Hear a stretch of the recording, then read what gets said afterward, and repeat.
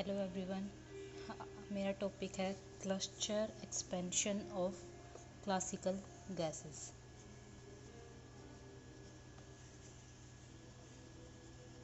Cluster expansion for real gases भी बोल सकते हैं इसको।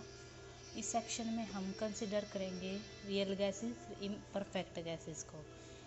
वो गैसेस जिनकी इंटरेक्शन होती है कॉन्स्टिट्यूएंट पार्टिकल्स के बीच में, वो नेगलेक्ट नहीं करी जा सकती, क्योंकि वो पार्टिकल्स है वो ऐसे एज्यूम किए जाते हैं कि वो बहुत फार हैं।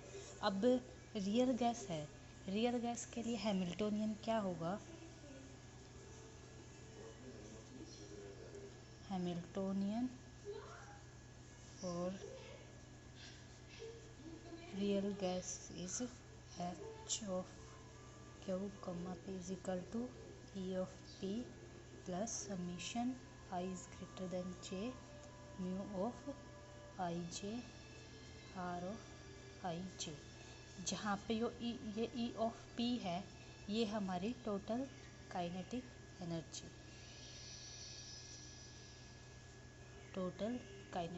एनर्जी, और ये जो म्यू आई जे है हमारा, ये पोटेंशियल एनर्जी है किस किस के बीच में?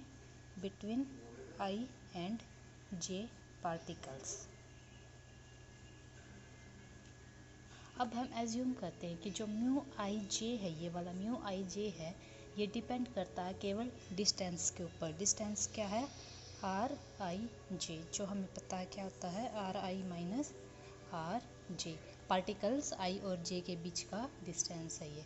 अब हम जो पोटेंशियल एनर्जी है उसको ऐसे भी लिख सकते हैं, पोटेंशियल एनर्जी को half mu i 1/2 inter summation i is not equal to j mu I J r I j, जहाँ पे ये फैक्टर 1/2 है, ये इसलिए इंक्लूड किया गया है कि इंटरएक्शन है वो काउंट हो जाए इनके ट्वाइस के बीच में। जैसे ट्वाइस काउंटिंग हो जाए, जैसे एक बार तो आई जे के लिए काउंटिंग हो जाए, एक बार जे आई के लिए काउंटिंग हो जाए। और आइडियल गैस होती हैं, आइडियल गैसेस के लिए म्यू आई जे होता है जो वो 0 होता है, ताकि होता है, ठीक है। और अब है potential energy of ideal gas क्या होगी? Potential energy of ideal gas is phi R1 up to Rn is equal to summation I is greater than J mu Ij R Ij। अब किसके इक्वल होगी? 0 के इक्वल। क्यों? क्योंकि mu आई जे इसमें क्या है? 0 आइडियल गैसेस के लिए। तो ये हो गई हमारी सेकेंड इक्वेशन। अब क्या है? क्लासिकल इम्परफेक्ट गैसेस हैं, उनके लिए हमारे पास पार्टीशन फंक्शन होता है। पार्टीशन फंक्शन के अंदर हम जो इंटरनल डिग्री फ्रीडम है मॉलिक्यूल में, उनको नेगलेक्ट करके हम पार्टीशन फंक्शन को ऐसे लिख सकते हैं, पार्टीशन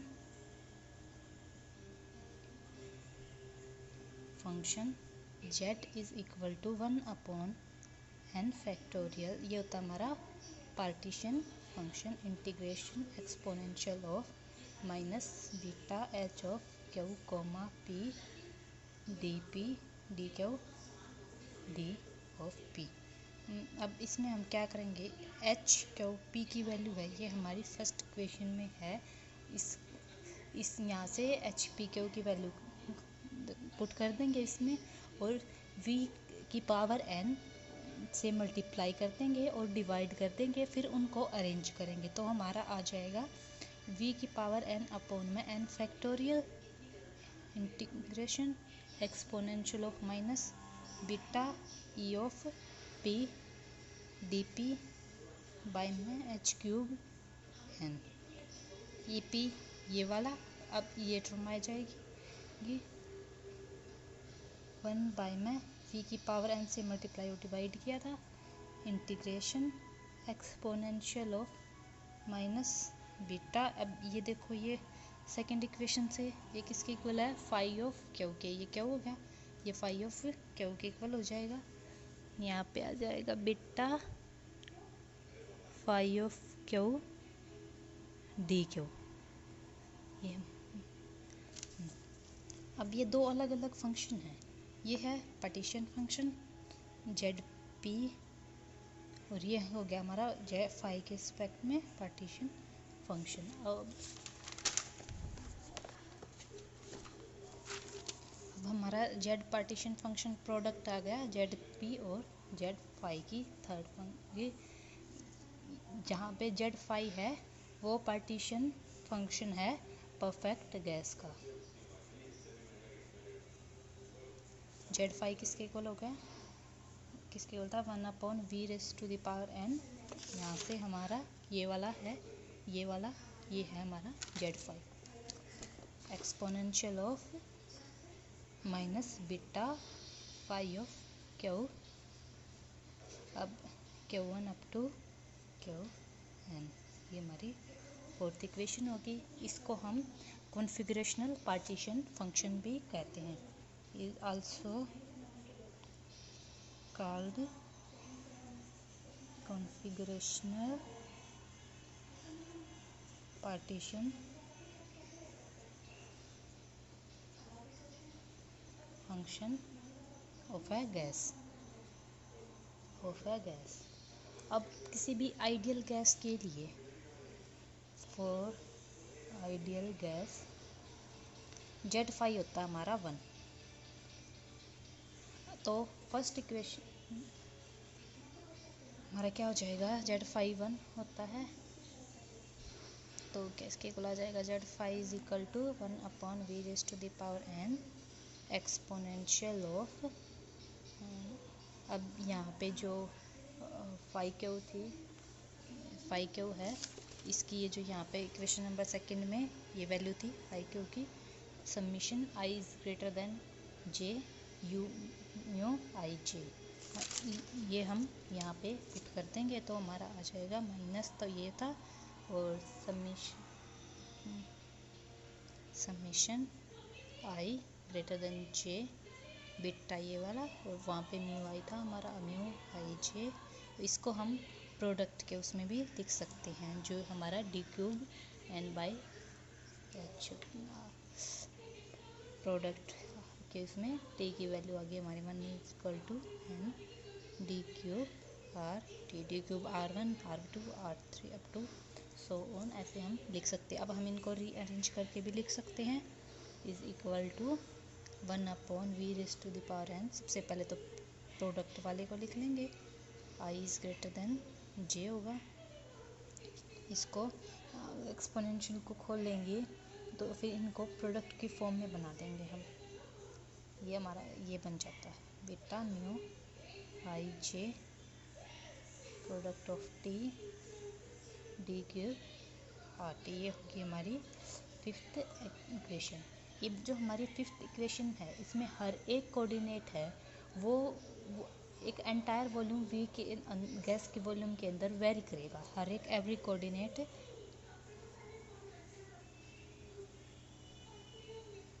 कैन वेरी। तो हम एक नया फंक्शन इंट्रोड्यूस कर देंगे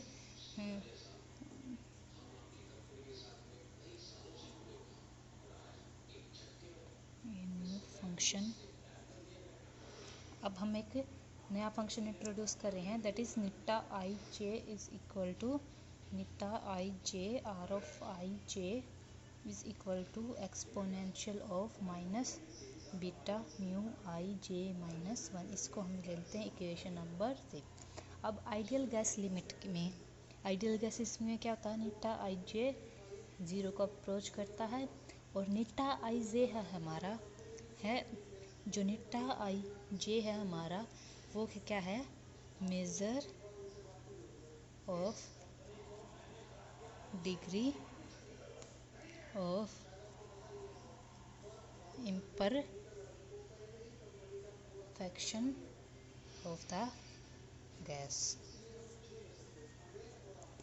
अब हमारी जो ये फिफ्थ इक्वेशन आई थी ये वाली, इसको हम रीराइट करेंगे, ऐसे भी कर लिख सकते हैं। अब हम इसको Z phi is equal to 1/v⁻n, अब 3n में है integration pi I greater than J 1 plus eta I J pi T is equal to 1 to n D cube R two. अब हम ये कैसे लिखा है यहाँ पे नीटा, यहाँ पे हमारा eta I J is equal to exponential of minus beta mu I J minus 1। यहाँ से हम exponential of minus beta mu I j की वैल्यू निकालेंगे तो ये 1 इस साइड चले जाएगा, तो ये हमारी 1 प्लस में नीटा आई जे वैल्यू हो जाएगी इसकी एक्सपोनेंशियल ऑफ बीटा म्यू आई की। तो ये यहाँ पे ये वैल्यू पुट करती है, तो इसलिए हमारा 1 प्लस एन आई जे आ गया है। और अब हम इनको खोल के लिख लेंगे प्रोडक्ट का, तो ये कैसे आ जाएगा, नीचे था ये ऊपर जाएगा V raise to the power minus N D cube. इसको खोलते हैं पहले r1 अप टू r कहाँ तक जा रहे हैं इसकी वैल्यू t की वैल्यू n तक, तो यहाँ पे डी क्यूब आर एन आ जाएगा। अब हम इनको खोलेंगे 1 प्लस नीटा 1 टू आई की वैल्यू 1 जे की वैल्यू 2 और 1 plus eta 1 3 up to so on 1 plus eta n minus 1 comma n। ये हमारी यहाँ पे वैल्यू आ गई है। इसको हम मल्टीप्लाई करेंगे, मल्टीप्लाई करके सिंपली में ऐसे भी लिख देंगे V raise to the power minus N D cube r1 up to D cube are N. और अब इनको 1 तो मल्टीप्लाई आगे पहले तो 1 आ जाएगा, फिर आगे जो टर्म्स हैं वो बढ़ती जाएंगी और इनको एक्सपोनेंशियल की फॉर्म में नीटा आई जे, और ये वाली है कि फिर और ज़्यादा हायर टर्म हो जाएगी i is greater than j equal to j k is greater than a l, और आई जे है वो does not equal to k of और l eta I j eta k l plus up to so on. ऐसे इनका product करेंगे हम, जब term है फिर बढ़ती जाएंगी। इसका जो कंप्लीट इंटीग्रल है इक्वेशन जो हमारी इक्वेशन 7 आई है, इसका अब जो एक कंप्लीट इंटीग्रल है वो हम अब एक सम में रिड्यूस हो गया है। सम बन गया ना, सिंपली सम में रिड्यूस हो गया, लेकिन जो मल्टीपल इंटीग्रल है एक्सेप्ट टू टर्म्स को, इन 2 टर्म्स को छोड़कर वो बहुत ही डिफ़िकल्ट हमारी, जैसे ये वाले यहाँ अभी से ज़्यादा आगे आ रहे हैं वो और भी ज़्यादा डिफ़िकल्ट होंगे अप्रोक्सीमेशन लगाने के लिए, ठीक है। तो हम इन 2 टर्म्स को ही सोल्व करेंगे, बाकी वाली को नेगलेक्ट कर सकते हैं। अब ग्राफ देखते हैं intermolecular potential mu of R के बीच में और फंक्शन नीटा ऑफ आर के बीच में। अब हम ग्राफ प्लॉट करते हैं। तो एक तो ग्राफ आएगा ये इस टाइप से, यहाँ पे आर, यहाँ पे म्यू ऑफ आर, और ये जो ये डिस्टेंस है ये होता है हमारा म्यू नॉट, और ये जो डिस्टेंस है हमारा 2 आर नॉट, ये हमारा ओरिजिन। और एक नीटा और आर के बीच वाला ग्राफ ऐसे आएगा, वो यहाँ से वेरी होगा, ये आर है -1 0 और नीटा आर के साथ, ये आर का ग्राफ है म्यू ऑफ आर के साथ, ये आर का ग्राफ है एन ऑफ आर के साथ। ये माइनस से शुरू होगा, ये डिक्रीज होके ऐसे आएगा, और ये हो गया इंटरमोलिकुलर पोटेंशियल का ग्राफ हो गया। ये म्यू ऑफ आर हमारा इंटरमोलिकुलर पोटेंशियल, और ये फंक्शन जो हमने इंट्रोड्यूस किया था नीटा ऑफ आर के बीच में ग्राफ होगा। अब इस ग्राफ की फॉर्म क्या बन रही है, mu of r is equal to c r minus m minus d, constant है for n is greater than n, ठीक है। ये हमारे ग्राफ्स आ गए। अब नीटा 1 2 के लिए ऐसे होगा, ये वाली फॉर्म लिख सकते हैं हम, ये 1 हो गया, ये 2 हो गए। नीटा 1 2 और नीटा 3 4 के लिए क्या होगा, नीटा 1 2 नीटा 3 4 दोनों की प्रोडक्ट पे आते हैं ना, तो ये वाला हो गया, ये 1 ये 2 ये 3 ये 4। अब नीटा ये तो अलग अलग टर्म्स आ गई यहाँ पे, तो ये इनका हो गया। अब हमारा नीटा 1 2 नीटा 3 4 2 3 जिसमें ये कॉमन आ गया, उनका कैसे बनेगा, ये ऐसे 1 2 3, ये 2 इनमें कॉमन हो गया। और अब 3 टर्म वाले 3 प्रोडक्ट वाले जिसमें ये कॉमन आ रहे हैं, इनका ग्राफ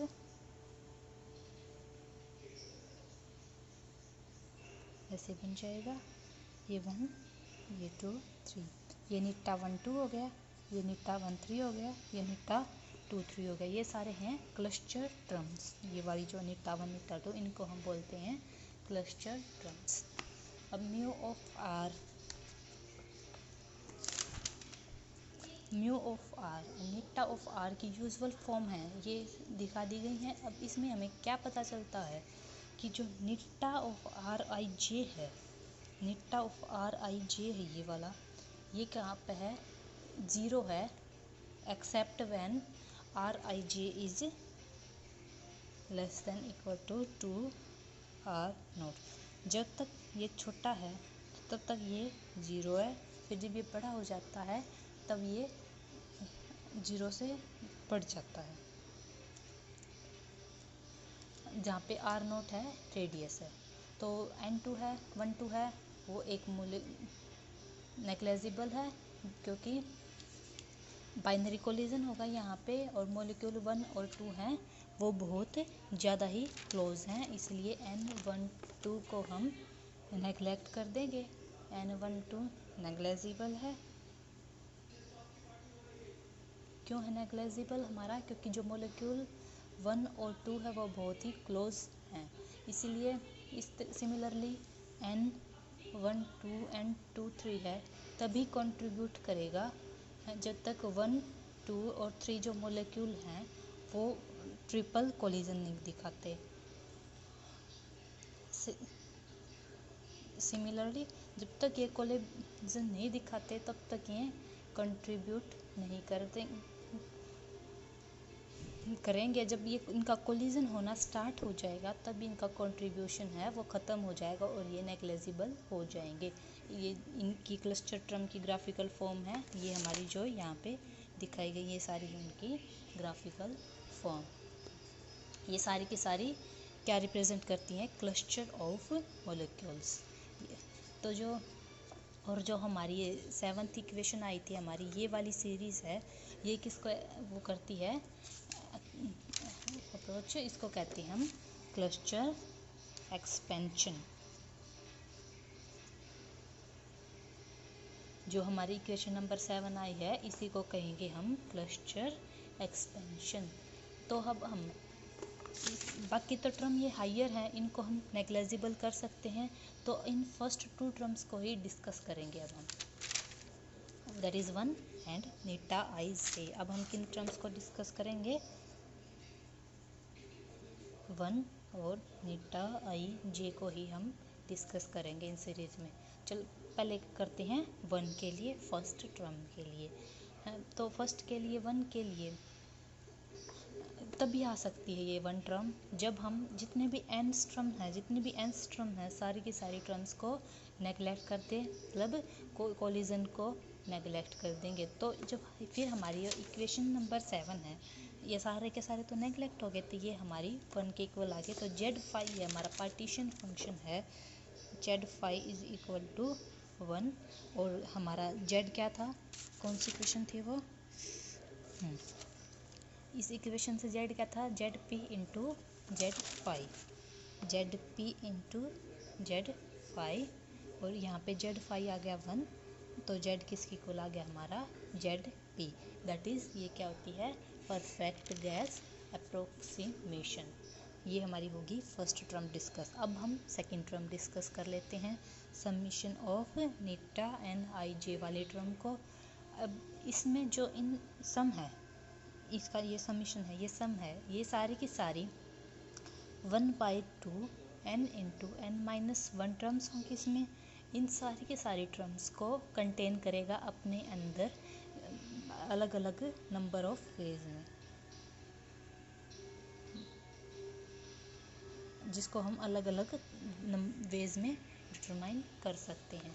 अब ये सारी की सारी टर्म इक्वल होंगी, ये सारी की सारी टर्म इक्वल होगी। क्यों इक्वल होंगी, क्योंकि ये लेवल ऑफ इंटीग्रेशन वेरिएबल से ही डिफ़र करती हैं एक दूसरे से। तो हम जो सेकंड टर्म का कंट्रीब्यूशन है उसको हम कैसे लिख सकते हैं, v raised to the power minus n 1/2 n into में n माइनस 1, ये हमारा कंट्रीब्यूशन आ गया सारी के सारी n टर्म्स का इंटीग्रेशन। ये हमारा था ही d cube r1 up to D cube are n eta of first और सेकेंड टर्म, ठीक है। इसको हम ऐसे भी लिख सकते हैं 1/2 n इंटू में n minus 1 v raised to the power n minus 2 integration D cube r1 D cube r2 exponential of minus beta mu r1 2 minus 1। अब ये कैसे लिख दिया यहाँ पे हमने, इसमें नीटा 1 2 की जगह ये हमने निकाला था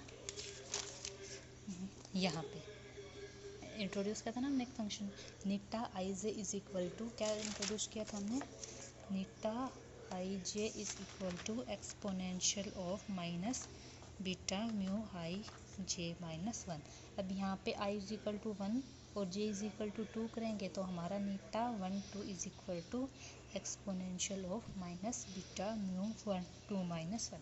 यहाँ पे नीटा 1 2 की जगह हमने यही फंक्शन रख दिया है। ये जो है यहाँ पे म्यू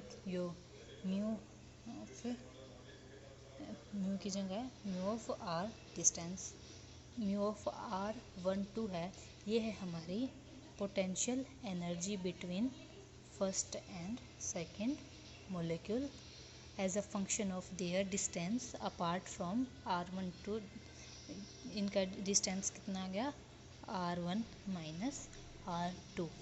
अब हम एक नया वेरिएबल ऑफ इंटीग्रेशन इंट्रोड्यूस करते हैं इसमें, that is r is equal to r1 minus r2 और r इज इक्वल टू 1/2 बटा r1 प्लस में r2। तो इंटीग्रेशन ओवर r है, हमें एक और ज़्यादा फैक्टर दे देगा, इनसे ओवर r इंटीग्रेशन करेंगे तो हमें एक और ज़्यादा फैक्टर मिलेगा। तो c2 क्या होगा हमारा v की power minus 1/2 n square D cube r exponential of minus beta mu of r minus 1 is equal to eta square upon में 2v/2। इस सारे के सारे फंक्शन को आई ये v है जो ये ऊपर माइनस का था, ये नीचे आके v हो गया। इस फंक्शन को हमने i2 मान लिया और 1/2 नीटा माइनस 1 को किसके इक्वल पुट कर दिया 1/2 n स्क्वायर। अब कब, जब n है वेरी वेरी ग्रेटर देन 1 होगा हम तभी पुट करेंगे। और ये जो वाला ये फंक्शन है इसको इंटीग्रेशन ऐसे i2 लिख दिया।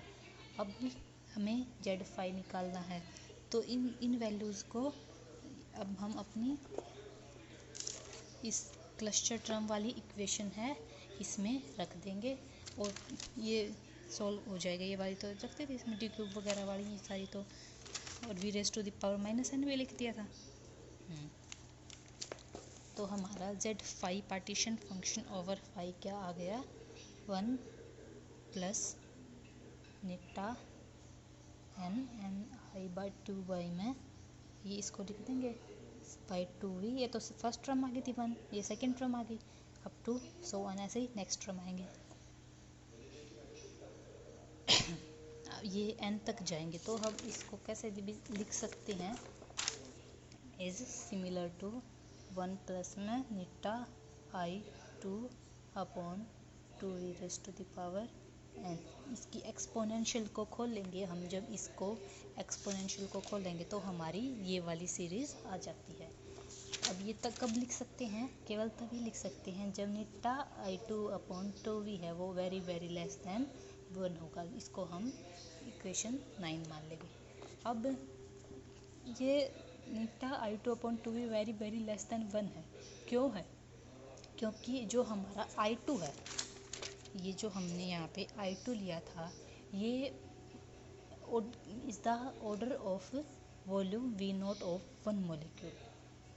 तो 1 मोलिक्यूल का है, जैसे जैसे 0 से आगे बढ़ेंगे 1 के पास जाएंगे तो जो इंटीग्रेंट है इसका i2 का उसकी वैल्यू है वो अलग अलग होती जाओगी, डिफ़र करती जाओगी। तो क्या होगा आइडियल गैस बिहेवियर से थोड़ा सा डिपार्चर होगा लो डेंसिटी के ऊपर, तो डिपार्चर होगा of ideal gas behaviour at low densities sorry. अब ये जो इक्वेशन 9 है, इससे हमारे क्या है, एन वी नॉट है वो वेरी वेरी लेस देन किसके इक्वल है, वी के। ठीक है, जहाँ पे वी नॉट क्या है, वॉल्यूम ऑफ वन मोलिक्यूल। अब हमारे पास क्या था, z is equal to Z P Z phi, ये प्रोडक्ट के पार्टीशन फंक्शन के, और फंक्शन किसके इक्वल है, माइनस के टी नेचुरल लॉग जेड, ये हमें पता होता है। यहाँ पे जेड की जगह पे इसकी वैल्यू पुट कर देंगे, माइनस के T natural log Z P Z phi. अब हमें पता है कि नेचुरल लॉग ए बी की क्या होती है, natural log a minus natural log B.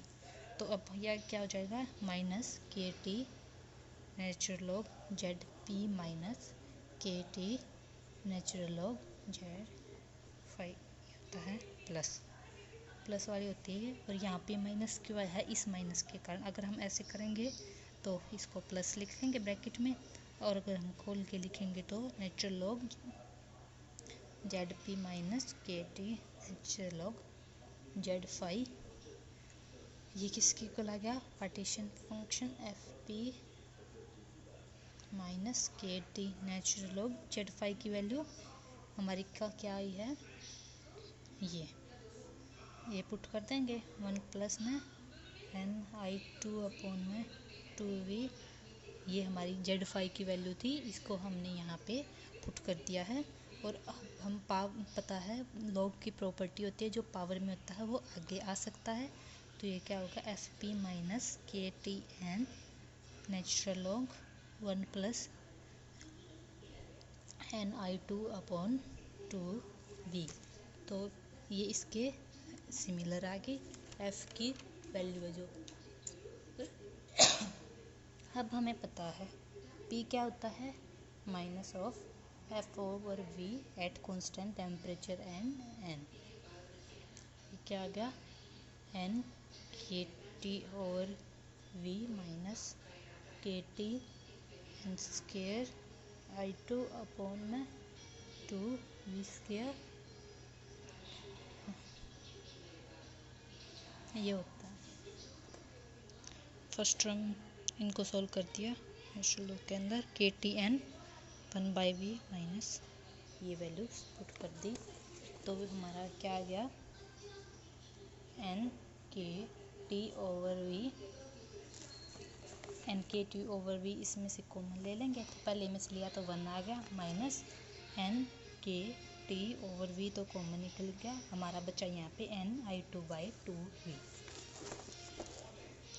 N I two upon में टू वी, इसको हम इक्वेशन नंबर 11 ले लेंगे। अब जो हमारा एफ पी है, यहाँ पे जो एफ पी है आता है ये वाला, ये एफ पी क्या किस चीज़ को लीड करता है, हमारा आइडियल गैस इक्वेशन को। तो इस इक्वेशन को हम जो इक्वेशन ऑफ स्टेट है,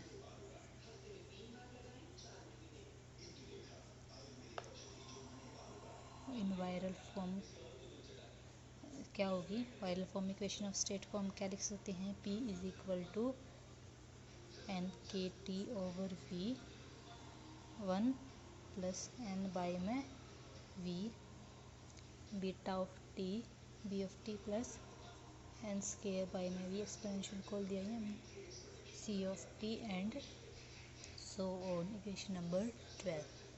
तो जो इक्वेशन 11 थी ये जस्ट एक बिगिनिंग थी, स्टार्टिंग थी, फर्स्ट ये पहली टर्म थी, पहली टर्म तो 1 थी, उसके बाद वाली टर्म थी ये है। तो जो सेकंड वायरल कोफिशिएंट बीटी है वो क्या किसको रिलेट करता है,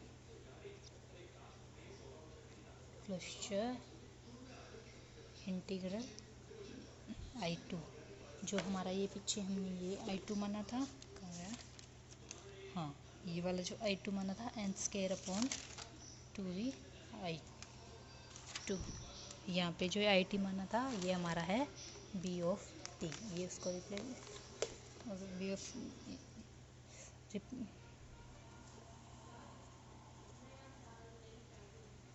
तो b ऑफ t किसकी इक्वल है माइनस ऑफ I2 अपॉन 2, तो ये हमारी हो गई कंप्लीट, टर्म से निकल गए सारे, ये इक्वेशन आ गई,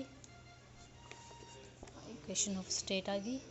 तो अब हमने इसमें क्या देखा था, cluster expansion of real gases, but हमने पहले तो हैमिल्टोनियन ले लिया, वहाँ से ये टोटल है काइनेटिक एनर्जी है उसकी, ये पोटेंशियल एनर्जी है, और आई पार्टिकल के बीच का डिस्टेंस ये होता है, और पोटेंशियल एनर्जी को हम ऐसे भी लिख सकते हैं।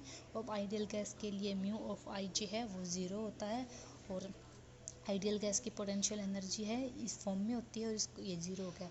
अब पार्टीशन फंक्शन होता है उसको हम ऐसे ही लिख सकते हैं, ये वाला पार्टीशन फंक्शन होगा, यहाँ पे h ऑफ क्यू पी की वैल्यू पुट करती थी, यहाँ पे फर्स्ट इक्वेशन थे, और ये Z P into Z phi हो गए, पार्टीशन फंक्शंस की प्रोडक्ट होगी, जेड फाई है जहाँ पे पार्टीशन फंक्शन होता है परफेक्ट गैस का, और इसकी वैल्यू ये होगी, यहाँ पे वैल्यूज़ पुट कर दी थी, म्यू ऑफ इसकी जगह पे फाइव ऑफ ये वाली वैल्यू पुट कर दी थी, इसको हम कॉन्फ़िगरेशनल पार्टीशन फंक्शन भी कहते हैं गैस का। अब आइडियल गैस के लिए जेड फाइव क्या होता है 1 होता है, और जेड फाइव की वैल्यू ये होगी, इसको प्रोडक्ट्स की फॉर्म में लिख दिया, ऐसे चेंज कर दिया, और हर एक कोऑर्डिनेट है वेरी करता है, तो एक नया फंक्शन इंट्रोड्यूस कर दिया, ये वाला आइडियल गैस के लिए यहाँ पे भी नेटाइजे 1 होता है, नेटाइजे क्या था, measure of degree of imperfection of the gas, यहाँ पे ऐसे हम सॉल्व करेंगे, इनको प्रोडक्ट्स कर देंगे, यहाँ पे ये वैल्यू पुट करी थी, तो ये हमारी आ गई थी क्लस्टर फॉर्म टर्म की इक्वेशन, क्लस्टर एक्सपेंशन आ गई थी, ये वाली हमारी ये थी क्लस्टर एक्सपेंशन थी हमारी ये वाली, और नेटा 1 टू नेटाइजे हैं ये थी हमारी क्लस्टर टर्म, ये हमने इंटरमोलिकुलर पोटेंशियल एनर्जी के बीच में इनमें ग्राफ दिखा था, ये क्लस्टर टर्म्स हैं। अब हम इसमें फर्स्ट और सेकंड टर्म को डिस्कस करी थी, फर्स्ट टर्म ये आ गई थी 1 आ गई थी, सेकंड टर्म को ऐसे डिस्कस कर लिया था, हमारा सेकंड टर्म आ गई, और ये ऐसे सोल्व कर दिया हमारी सेकेंड टर्म, और जो इक्वेशन आ गई that's all about cluster expansion of classical gases. Thank you.